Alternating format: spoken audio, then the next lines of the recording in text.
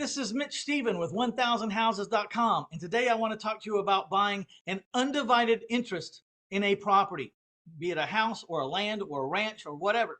So you go through life and you learn strategies as you go. Maybe you've heard of this, maybe you haven't. But one thing I want to point out, this is not for the faint of heart either. This strategy, you really need to have your lawyer's advice, and you need to have a lawyer that knows the law in your state and how it works. So listen to my advice and make sure you have a lawyer by your side when you first attempting your first undivided interest purchase. Now, what is undivided interest? Well, let's say there's a 10 acres out there and you start looking at who owns it, and it's owned by 4 siblings and a couple other people. So it's owned by 6 people. You really want that property for whatever reason, but you've talked to a couple of people and they don't want to sell.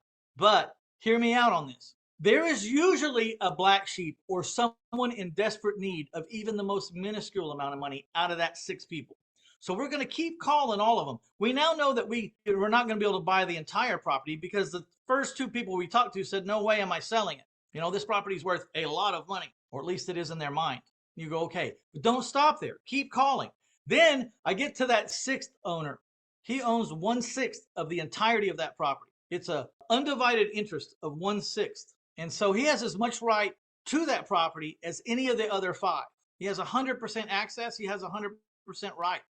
He just can't sell it without everyone else's signature, but he can sell his interest. And this is what I like about the undivided interest. There's usually you find a black sheep. If this is going to work, you'll find a black sheep. They hate all those other people in the family. All those other people in the family are, and they really just need their next fix for heroin or whatever their addiction is, or whatever their spitefulness is.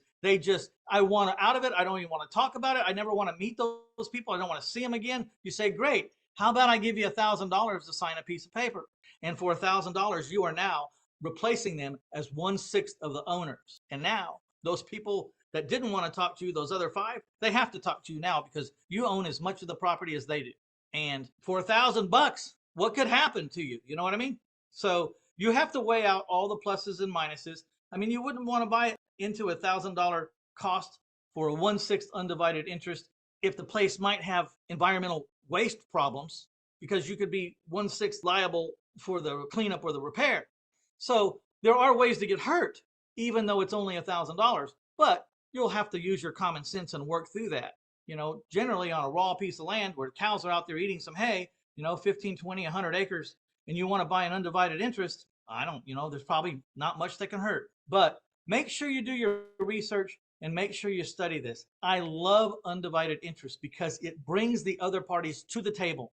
It could be that the other 5 owners are out of town, thousands of miles away, and you're the only one in town where this property is. You could just move someone in and start collecting rent. Now you'll want to talk to your lawyers. Do you have to disperse and only keep 1/6 of it? Or do you hold it all for repairs and maintenance? And can you get a fee for subleasing it and a monthly management fee? What can you do to A, make some money, and 2, aggravate the situation a little bit with the other owners? You don't want to make too much money or they won't want to sell at all. So be careful. Now, if I've done it before where I was inheriting pieces of land and then I made up the back taxes out of my pocket, and then I sent the other 5 heirs, for example, their share of the tax bill. And if they didn't send me the money for their share of their 1/6 of the tax bill, then I could foreclose them off for not doing what they needed to do as a 1/6 owner. You follow me? I also could add a fence around the place because it wasn't fenced, and I could send them all a bill for 1/6 of the cost to put a fence around the 100 acres. And they're not going to like that at all. But here's the deal. I did it because I want to take possession of my property. And to take possession of a piece of dirt out in the middle of nowhere, you got to put a fence around it to let people know this is my property. And then you put up no trespassing signs, and you put up the purple no trespassing spray paint, and you take possession of that land. Maybe that's the excuse to send them some bills that they ain't going to like, that brings them to the negotiating table, say, look, I really don't want to pay all this stuff. Why don't you just give me a couple $1,000s for my interest and I will move along as well. That's what you're trying to do. So undivided interest is a very interesting, very unique way to buy land. Stay tuned for the next episode. We're going to be talking about landlocked land that doesn't have any access. You know, you'd have to fly a helicopter to get to it. Otherwise, you're going to have to trespass on someone else's land to get to it. Landlocked properties. All right. This is Mitch Stephen with 1,000 Houses.